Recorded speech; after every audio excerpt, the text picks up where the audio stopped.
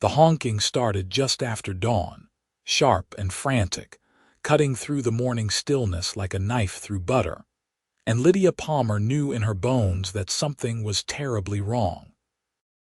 She dropped the bucket of feed she had been carrying and ran toward the small pen where her 6 geese normally waddled in peaceful contentment. Her heart hammered against her ribs as she rounded the corner of her modest homestead, her skirts catching on the rough wooden fence post. The geese were in complete chaos, wings spread wide, necks stretched long as they called out their alarm with a desperation she had never heard before.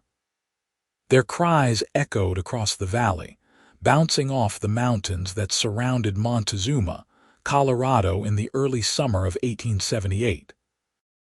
Lydia's eyes scanned the clearing frantically. Then she saw them, 3 men on horseback, their faces obscured by bandanas, riding hard toward her property from the tree line. Her blood turned to ice. The Dawson gang had been terrorizing homesteads throughout Summit County for weeks, and now they had found her isolated claim at the edge of town. She was alone. Her father had died 2 winters ago, leaving her this small piece of land and the determination to make something of herself, despite being a woman alone in this unforgiving territory. At 22 years old, she had learned to shoot, to tend animals, to survive. But 3 armed men were more than she could handle. She ran for the house, her boots kicking up dust, but she knew she would not make it. The riders were too close, their horses thundering across the open ground between the forest and her home. Lydia's mind raced through her options. The rifle was inside, mounted above the fireplace. The nearest neighbor was half a mile down the mountain road. Her geese continued their terrible symphony of warning, their voices raw and urgent. Then she heard something else. Hoofbeats coming from the opposite direction, from the road that led into town. A single horse, moving fast. Lydia risked a glance over her shoulder and saw him. A cowboy on a paint horse, riding like the devil himself, was chasing him, his hat pulled low against the morning sun. He had heard the geese. He was coming. Connor Owens had been heading back to the ranch where he worked after spending the night in Montezuma, playing cards with some of the miners who had struck silver in the hills. He was tired, looking forward to a hot meal and a few hours of sleep before the afternoon work began. Then he heard the geese. At first, he had almost dismissed it, but there was something in that sound that spoke of pure terror, of warning. He had grown up on a farm in Missouri before heading west 5 years ago, and he knew the difference between normal goose chatter and an alarm call. Without thinking, he had turned his horse toward the sound and kicked her into a gallop.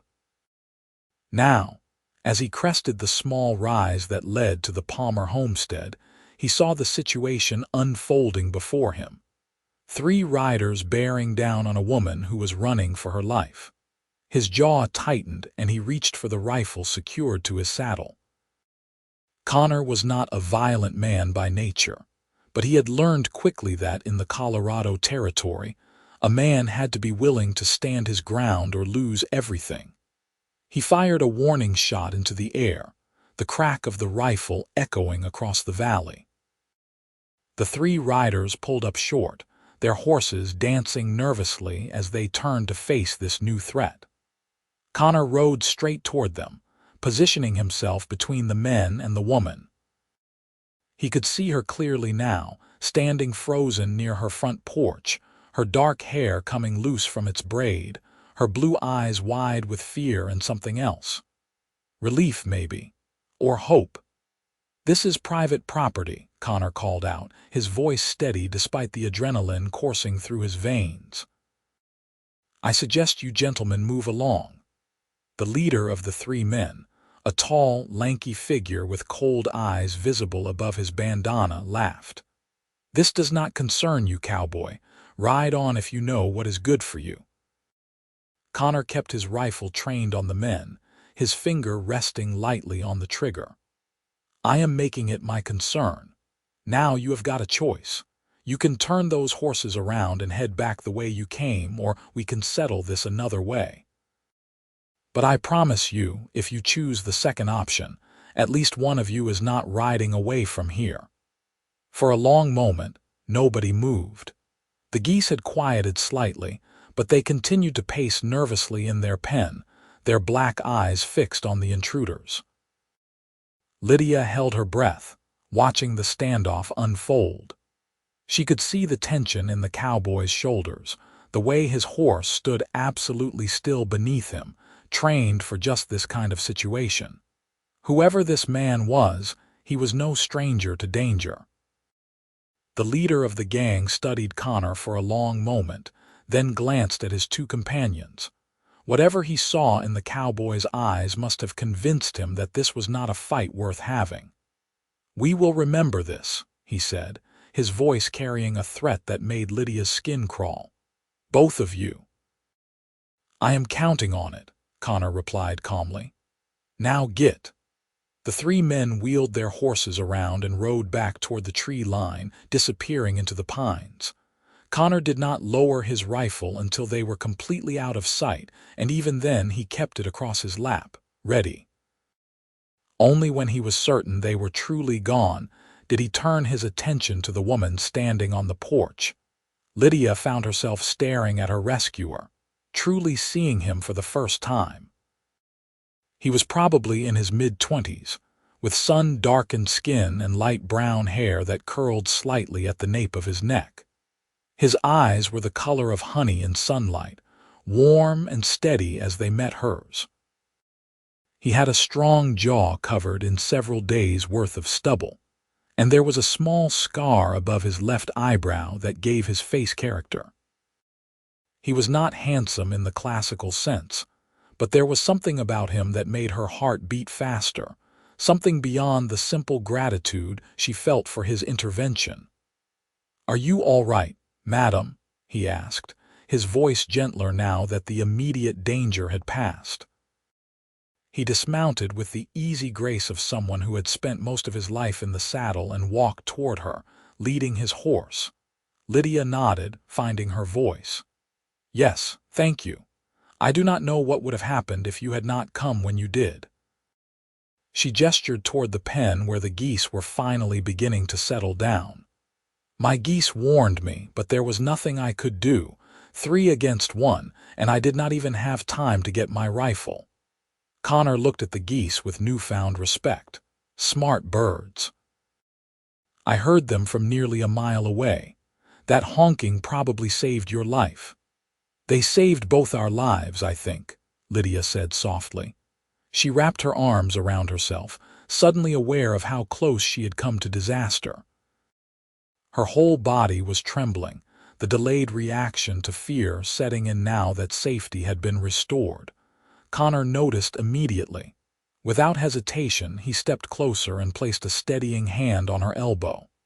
"You should sit down, madam. You have had quite a shock. Is there anyone else here?" "Family?" "No," Lydia said, allowing him to guide her to the porch steps. She sat down heavily, her legs no longer quite trustworthy. "It is just me. My father passed away 2 years ago. I have been managing the homestead on my own since then." Connor's eyebrows rose slightly at this information. A woman alone in this territory was vulnerable in ways that had nothing to do with her capabilities. It was a simple matter of numbers and strength. Even the most skilled woman would struggle against multiple armed men. "That is quite an undertaking," he said carefully. "You have done well with the place." Lydia looked up at him, surprised by the genuine respect in his voice. Most men either dismissed her efforts entirely or made it clear they thought she should remarry and let a man take over the property. "Thank you, Mr. Owens. Connor Owens. But please, just call me Connor." He settled onto the step beside her, keeping a respectful distance but close enough that she felt his solid presence. It was comforting in a way she had not expected. "Lydia Palmer," she replied, managing a small smile despite the lingering fear. And I truly cannot thank you enough, Connor. Those men, they were part of the Dawson gang, were they not? I have heard about what they have done to other homesteaders. Connor's expression darkened. I believe so. They have been hitting isolated properties, stealing what they can, burning what they cannot carry.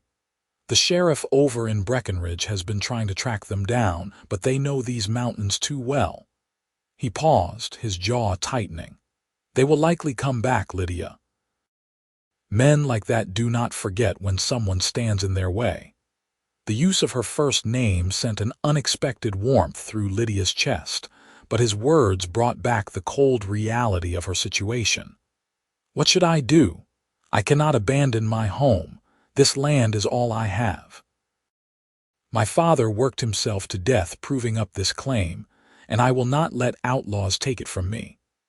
Connor studied her for a long moment, taking in the determined set of her jaw, the fire in her blue eyes. This was not a woman who gave up easily. He found himself admiring that quality even as he worried for her safety. I work at the Double Bar Ranch about 3 miles from here. My boss, Samuel Hartley, is a good man. I could talk to him about hiring some extra security, riders who could patrol this area more regularly. In the meantime, I can stay close, check on you frequently. I cannot ask you to do that, Lydia protested, even though every fiber of her being wanted to accept his offer. You have your own work, your own responsibilities. You have already done more than enough.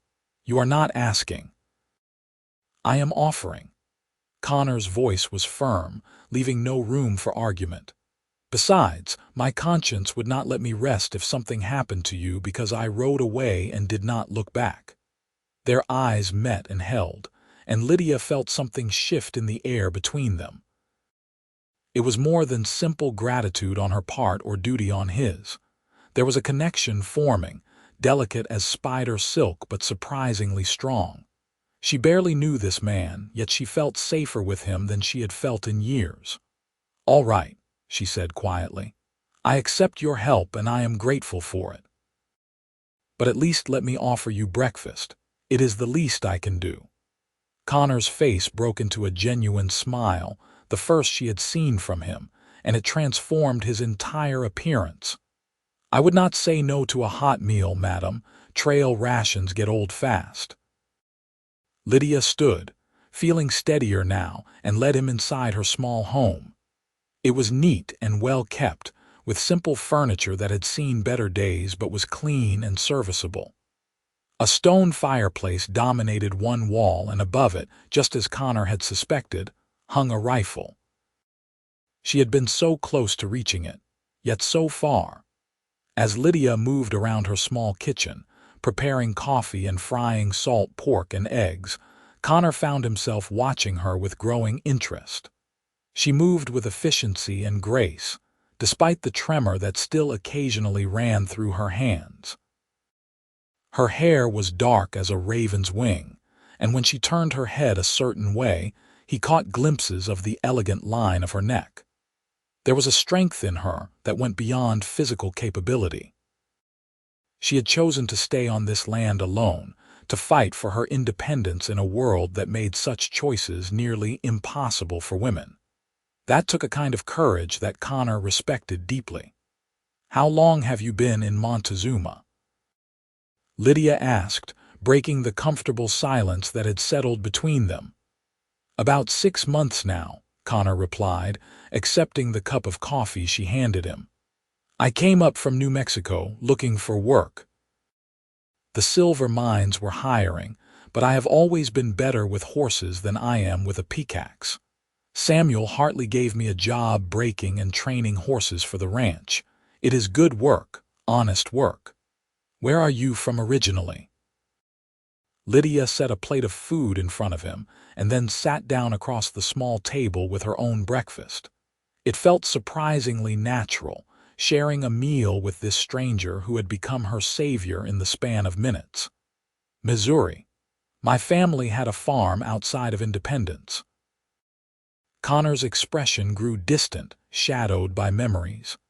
I left when I was 18. My father wanted me to take over the farm, but I needed to see what else was out there. We did not part on the best terms." Lydia heard the regret in his voice. "Do you ever think about going back?" "Sometimes. But I think I have become a different person than the boy who left. I am not sure that version of me would fit there anymore." He took a bite of eggs and made an appreciative sound. "This is wonderful. Thank you." They ate in companionable silence for a few moments, and then Lydia spoke again. "I understand what you mean about becoming a different person. When my father died, I had to change. I could have sold the property, moved back east to live with my aunt in Philadelphia. She wrote me letters begging me to do exactly that, but I could not bring myself to leave. This place, this land, it is part of me now. Even with all the hardships, even with the danger, I cannot imagine being anywhere else." Connor nodded, understanding completely. "The West gets into your blood. It changes you." After breakfast, Connor insisted on checking the perimeter of Lydia's property, looking for any signs that the gang might have left scouts behind or set up a camp nearby. Lydia accompanied him, and together they walked the boundaries of her modest claim. She showed him where she kept her chickens, the small vegetable garden she had coaxed from the rocky soil, the stream that provided fresh water year-round. With each detail she shared, Connor gained a fuller picture of her life here, of the work she put in every single day just to survive. "You have done remarkable things with this place," he said as they stood looking back at the house from the eastern edge of her property. The morning sun painted the rough wooden walls in shades of gold, and smoke curled lazily from the chimney. "Your father would be proud."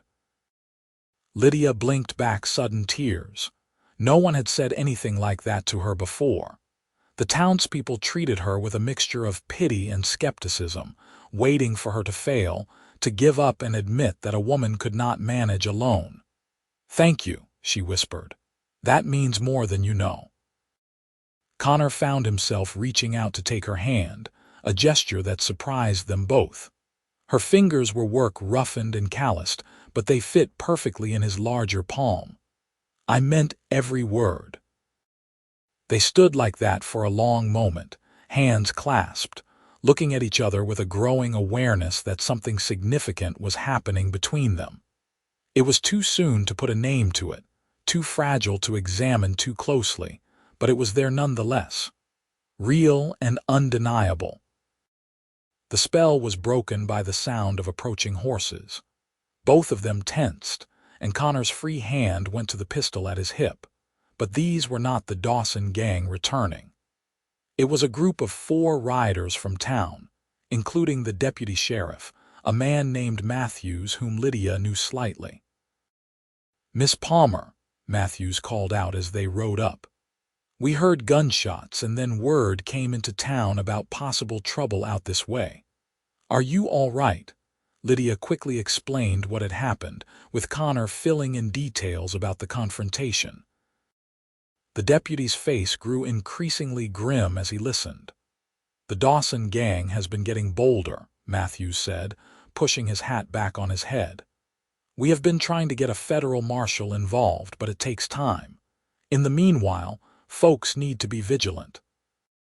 Miss Palmer, you might want to consider staying in town for a while, where there are more people around." "This is my home," Lydia said firmly. "I will not be driven from it by outlaws." Matthews looked like he wanted to argue, but Connor spoke up. "I will be checking on Miss Palmer regularly, and I am going to speak to my boss about increasing patrols in this area. Between the ranch hands and the townspeople, we can keep an eye out for trouble." The deputy studied Connor for a moment, then nodded. "That is good of you, Owens. Miss Palmer is lucky you heard her geese this morning." He tipped his hat to Lydia. "We will head up into the hills, see if we can pick up their trail. In the meantime, you keep that rifle loaded and close by." After the deputy and his men rode off, Connor turned to Lydia. "I need to get to the ranch. Let Samuel know what happened and see about organizing those patrols. but I will be back this evening to check on you. Will you be all right until then?" Lydia wanted to tell him she would be fine, that she had managed on her own for 2 years and did not need constant supervision, but the words would not come. The truth was, she felt safer knowing he would return. "I will be careful," she said instead. "And Connor, thank you again, for everything." He mounted his paint horse, looking down at her with an expression that made her heart skip. "Keep those geese close. They are better than any watchdog I have ever seen." She laughed, a genuine sound that felt good after the terror of the morning. "I will make sure they get extra feed tonight." "They earned it." Connor rode away, but he looked back 3 times before he was out of sight. Each time, Lydia was still standing there, watching him go. Something had started between them this morning, something that felt like destiny despite the improbability of it all. Connor had heard stories about love at first sight, had dismissed them as romantic nonsense. But now he was not so sure. There was something about Lydia Palmer that had reached inside his chest and wrapped around his heart, and he did not think it would let go anytime soon. At the Double Bar Ranch, Connor found his boss in the main barn, overseeing the breaking of a particularly stubborn stallion. Samuel Hartley was a weathered man in his 50s, with steel-gray hair and the kind of steady presence that inspired loyalty in his workers. He listened carefully as Connor recounted the morning's events, his expression growing more concerned with each detail. "The Palmer place," Samuel said thoughtfully when Connor had finished. "I knew Jacob Palmer before he died.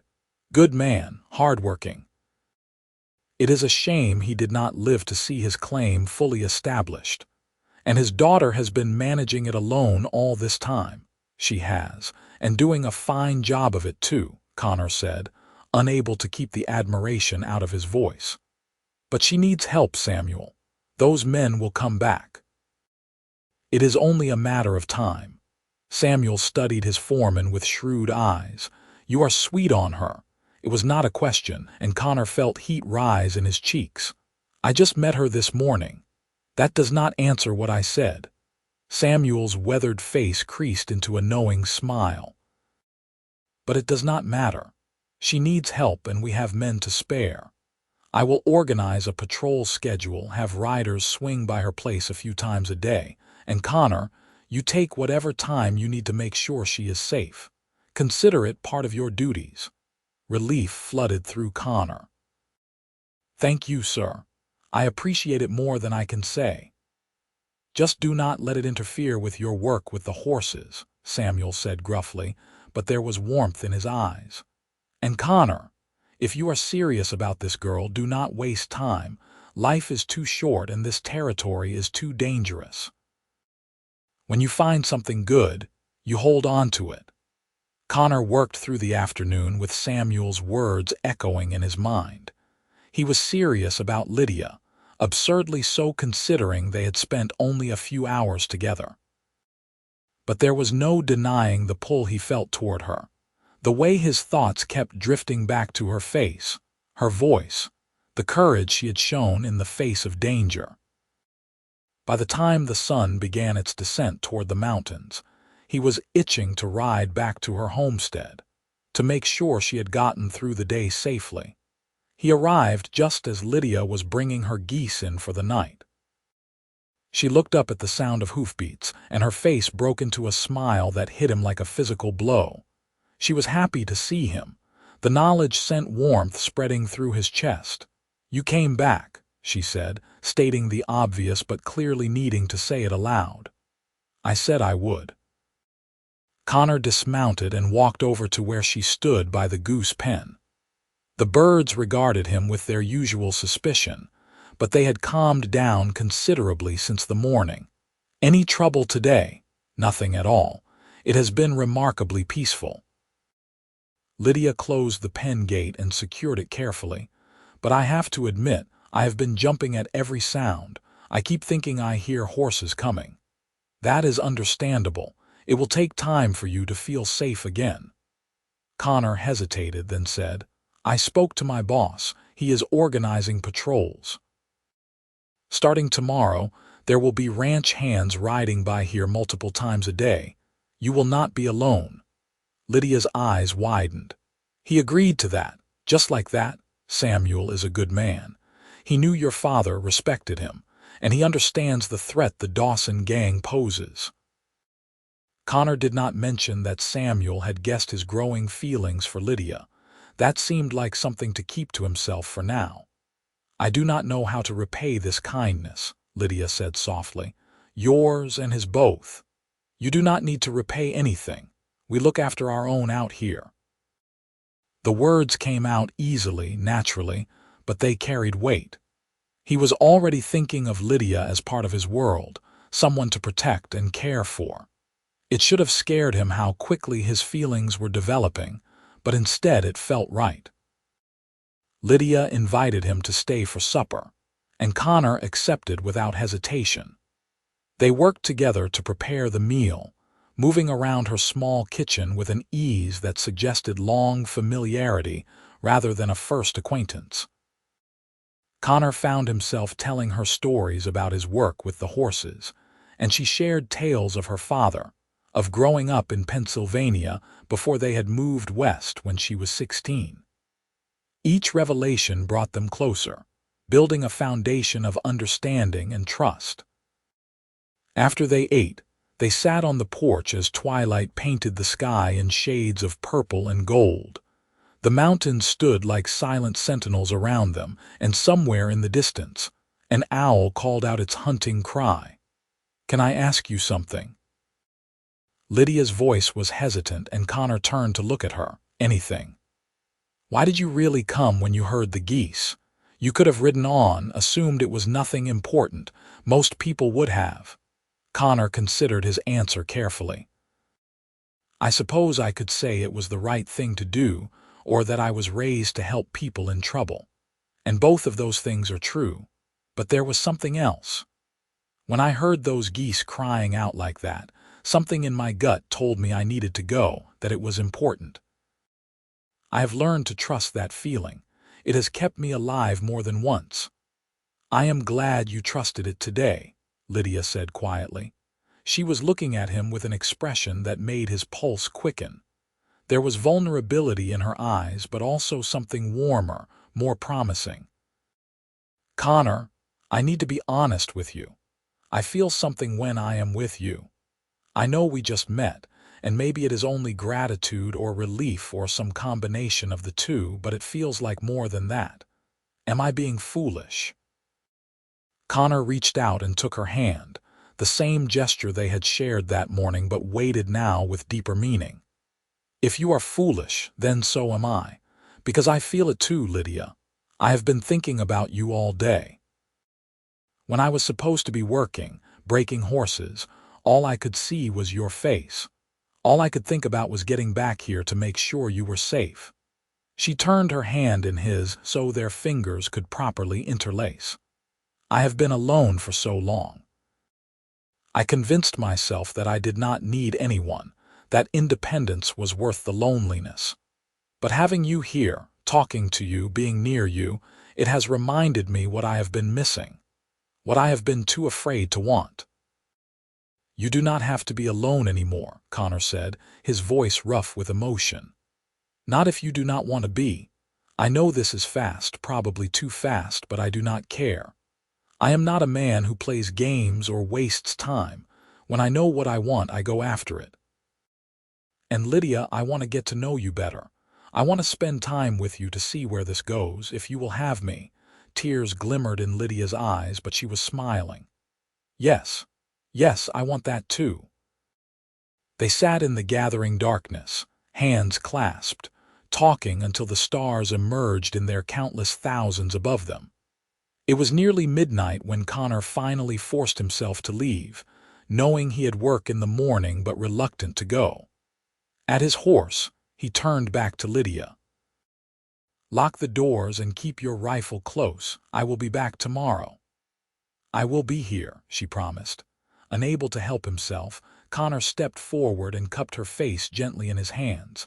"May I kiss you? In answer, Lydia rose on her toes and pressed her lips to his.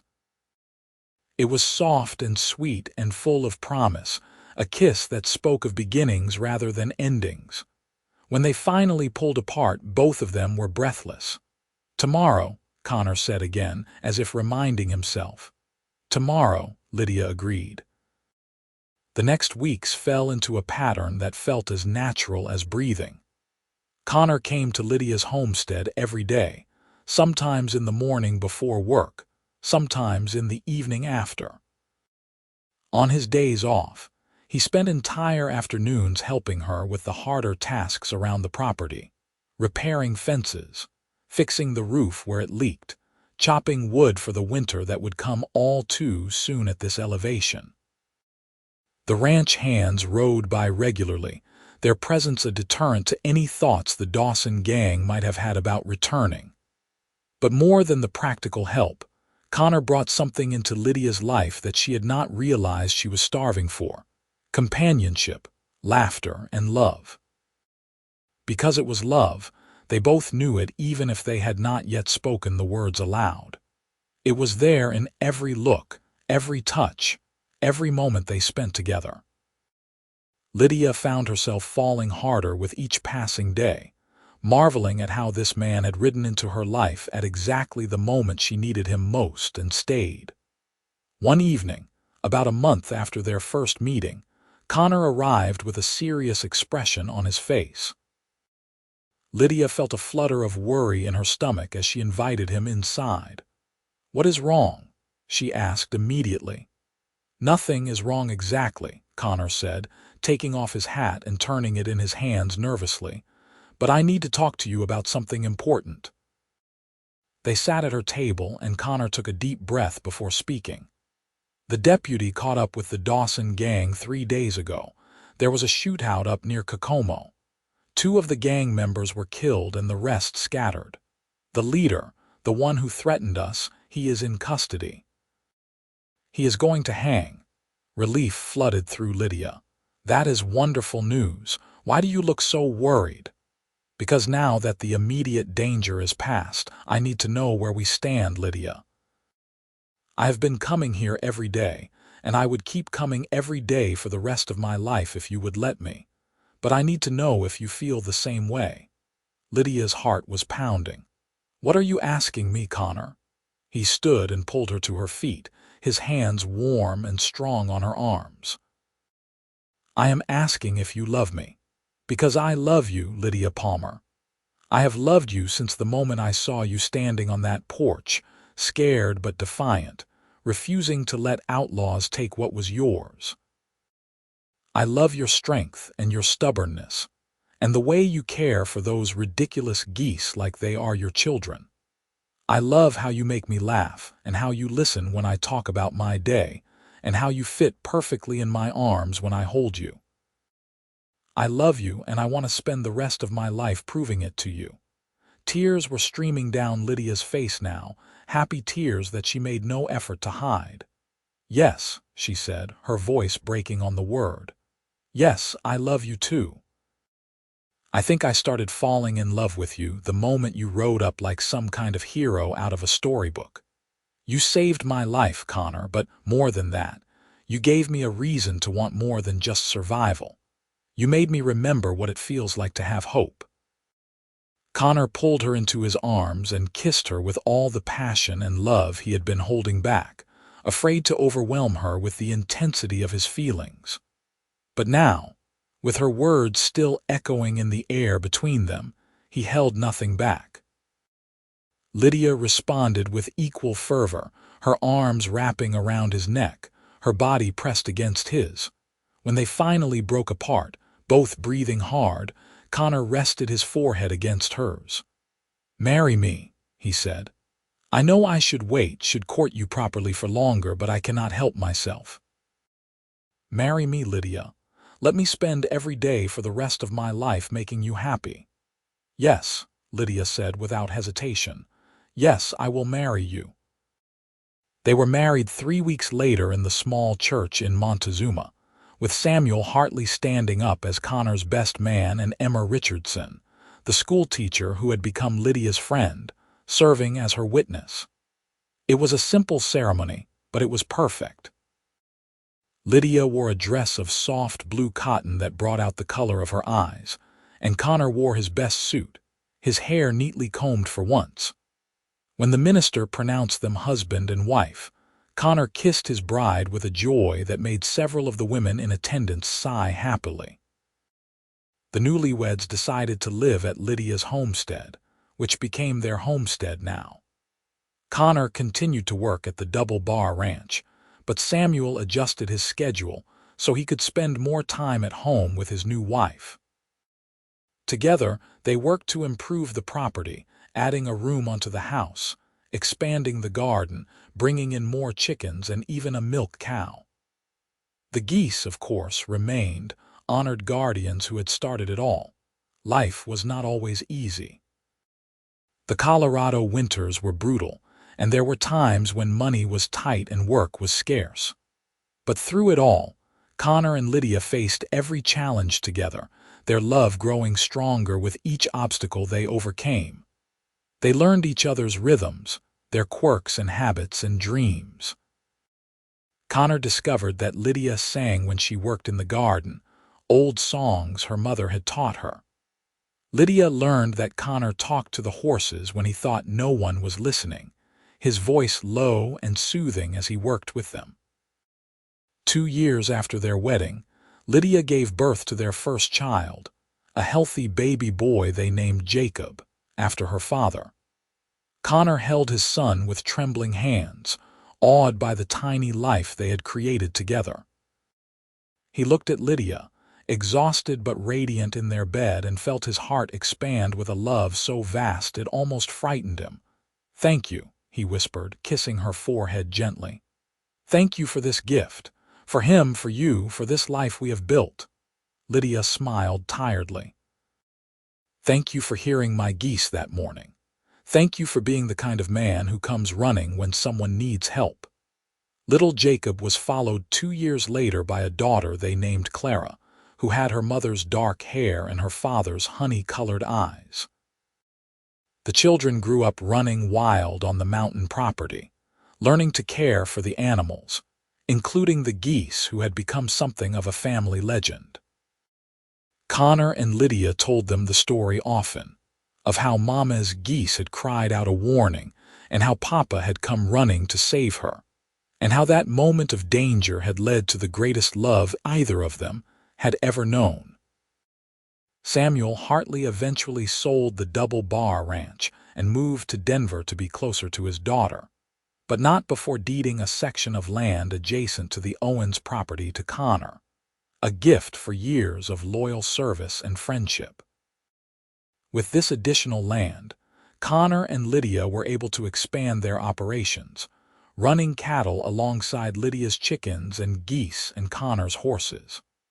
They prospered, not becoming wealthy but building a comfortable life for themselves and their children.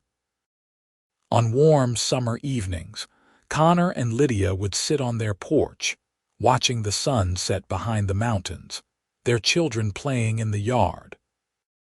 Sometimes Connor would take his wife's hand and just hold it, marveling at how a single morning, a flock of frightened geese, and his decision to investigate had changed the entire course of his life. "You ever wonder what would have happened if you had not heard them?" Lydia asked him once, reading his thoughts as she so often did.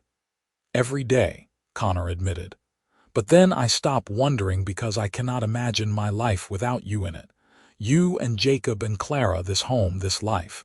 It is everything I never knew I wanted." Lydia squeezed his hand. "Those geese were the best investment I ever made. I should probably thank them more often." Connor laughed, the sound rich and warm in the twilight air. "They certainly earned their keep that day." As the years passed, the story of how Connor and Lydia met became famous throughout Summit County. It was told in saloons and at church socials, embellished with each retelling until it took on an almost mythical quality. But those who knew the couple understood that the true magic was not in the dramatic rescue, but in everything that came after. It was in the way Connor still kissed his wife goodbye every morning like he might never see her again, treasuring each moment. It was in how Lydia would bring Connor his favorite coffee when he was working late in the barn, just to spend a few extra minutes in his company. It was in the life they built together, brick by brick, day by day, founded on love and trust and the determination to face whatever came together.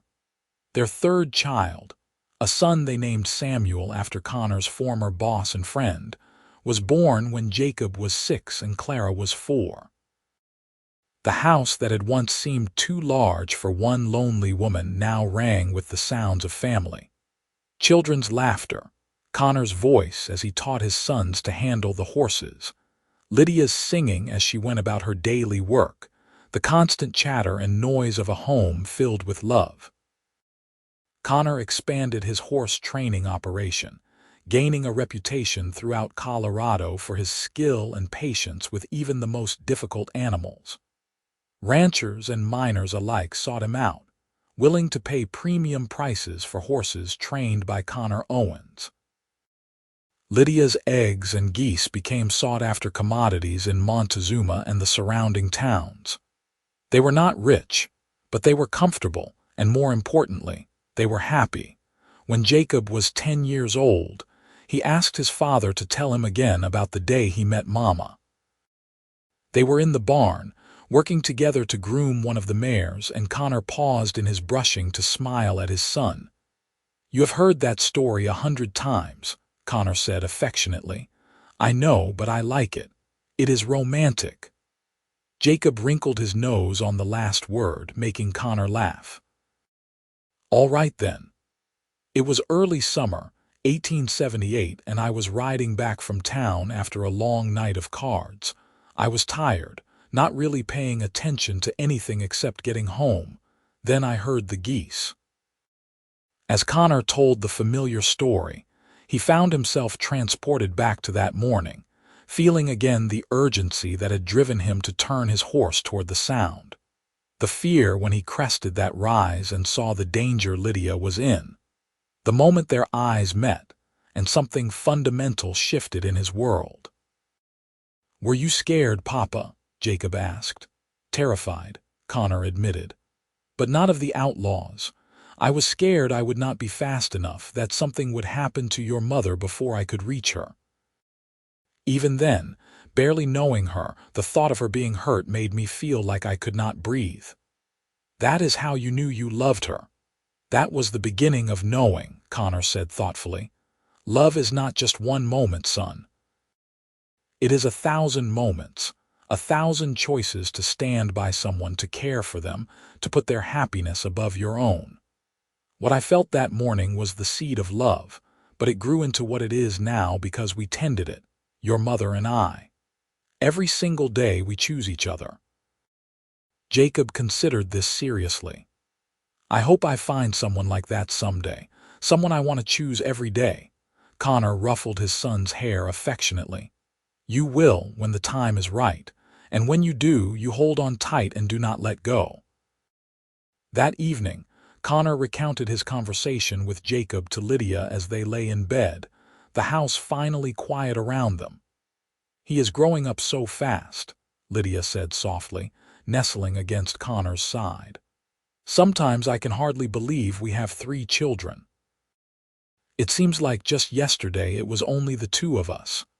"We have been blessed," Connor agreed, his arm tightening around her. "More than I ever dared to hope for." "Do you have any regrets? About how quickly we married, about settling down so young?" Lydia asked the question lightly, but Connor heard the real concern beneath it. He rolled to face her, cupping her face in his hands so she had to meet his eyes. "Not a single one. Every choice I made that led me to you was the right one. Every day since has been a gift. I love you, Lydia Owens. I will love you until the day I die and beyond if there is anything after." Tears glimmered in Lydia's eyes. "I love you too, so much it scares me sometimes." "Do not be scared. We have each other, and as long as that is true, we can face anything." The years continued to roll by, marked by growth and change and the inevitable passages of time. Jacob grew into a young man who shared his father's gift with horses and his mother's business sense. Clara proved to have an artistic talent, spending hours sketching the mountains and animals around their home. Young Samuel was still finding his way, but he had inherited the best qualities of both his parents, Connor's steady temperament and Lydia's fierce determination. When Jacob was 18, the same age Connor had been when he left Missouri, he came to his parents with a request. He wanted to travel to Wyoming, to learn more about horse breeding from a rancher he had met at a sale. Connor's first instinct was to refuse, to keep his son close and safe. But he remembered his own need at that age to prove himself, to forge his own path. "How long?" Connor asked, proud that his voice remained steady. 6 months, maybe a year," Jacob said.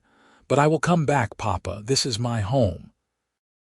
I just need to see what else is out there, to know that I am choosing this life rather than simply accepting it because it is what I was born into." Lydia, listening from the doorway, spoke up. "You should go. Learn everything you can, meet new people, have adventures. Just promise me you will be careful and write often."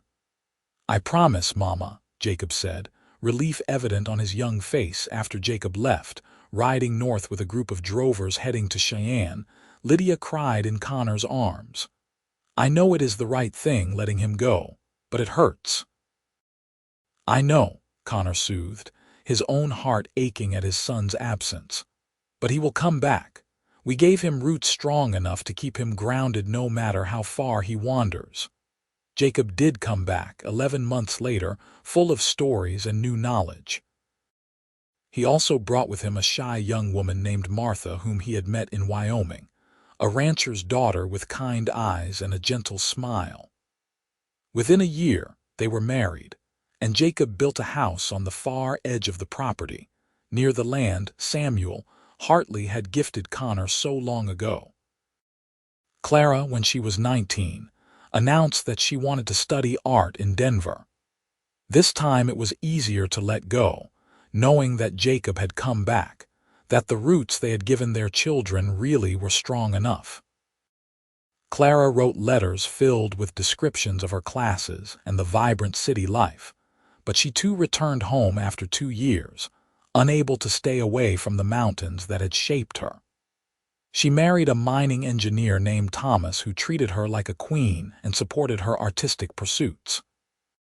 Samuel, their youngest, proved to have a talent for working with people. He eventually became a respected mediator, helping to settle disputes between ranchers and miners, between homesteaders and the railroad. He married late, at 30, to a widow named Anne who had a young daughter. Together, they gave Connor and Lydia 2 more grandchildren to spoil. Through it all, through the joys and sorrows, the triumphs and challenges, Connor and Lydia remained the foundation of the family they had built. They celebrated their 25th wedding anniversary with a party that brought together friends and family from across Colorado. Standing in their expanded home, surrounded by their children and grandchildren, Connor raised a glass to toast his wife. 25 years ago, I heard Geese crying out in alarm, and I made the decision to investigate. It was the best decision of my life. Lydia, you have given me everything. Love, family, purpose, joy. You have made every day an adventure and every night a homecoming. Here is to 25 more years, and then 25 after that. The room erupted in cheers and applause. Lydia stood and crossed to her husband, kissing him soundly while their children groaned good-naturedly and the grandchildren giggled. To the geese. Someone called out and everyone laughed, raising their glasses to the birds that had started it all.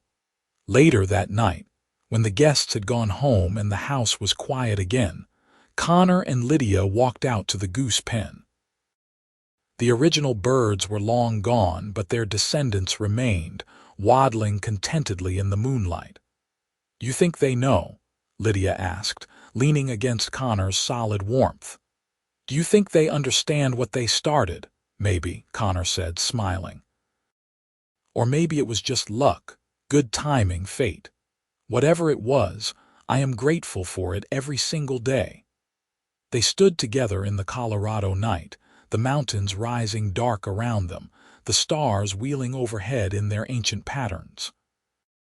Two people who had found each other against all odds, who had built a life and a family and a love that would endure long after they were gone. Connor, Lydia said softly. Yes, love. If you could go back to that morning, knowing everything that would come after, would you still come running when you heard the geese? Connor pulled her closer, breathing in the familiar scent of her hair, feeling the steady beat of her heart against his chest. Every single time, he said. In every lifetime, in every version of that morning, I would always come running for you. And under the vast Colorado sky, surrounded by the land they had claimed and the life they had built, Connor Owens kissed his wife and knew with absolute certainty that some loves were written in the stars themselves, waiting only for geese to cry out and cowboys to come running when they heard.